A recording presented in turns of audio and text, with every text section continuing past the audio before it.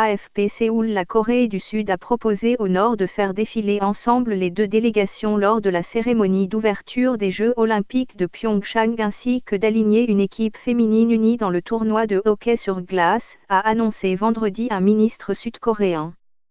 Nous avons fait plusieurs propositions y compris l'inscription d'une équipe féminine de hockey sur glace unie et un défilé commun dans le stade olympique, lors des pourparlers intercoréens mardi, a déclaré le vice-ministre des Sports Ro Tak-kang, cité par l'agence Yonhap.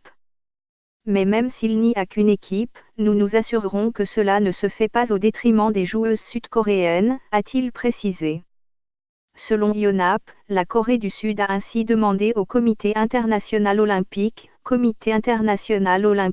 et à la Fédération internationale de hockey la permission d'élargir l'effectif pour y intégrer des Nord-Coréennes. Pyongyang, qui a réchauffé le climat de défiance entre les deux nations en confirmant mardi sa présence aux Jeux, n'a pas fait connaître sa réponse sur ce point spécifique. Les deux pays doivent se retrouver le 20 janvier pour discuter au siège du Comité international olympique à Lausanne des modalités de leur participation.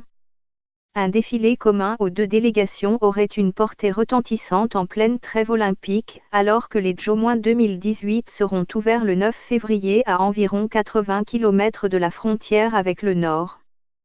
Invitation. Les deux Corées, qui sont officiellement toujours en guerre, ont déjà défilé ensemble lors des cérémonies d'ouverture des Jeux en 2000 à Sydney, en 2004 à Athènes et en 2006 à Turin.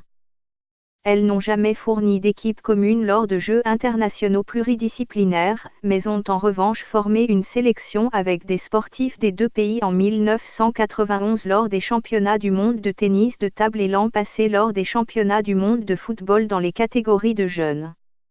À ce jour, un seul couple nord-coréen de patinage artistique formé de Ryom Taok et Kim Ju-sik s'est qualifié fin septembre pour les Jeux, mais la Corée du Nord a laissé passer la date limite du 30 octobre pour les inscrire.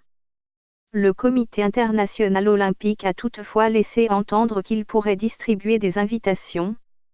Les skieurs de cross-country et les patineurs de vitesse pourraient notamment en profiter. Le Nord avait boycotté les Jeux d'été de Séoul en 1988, seul jeu olympique organisé jusque-là en Corée du Sud.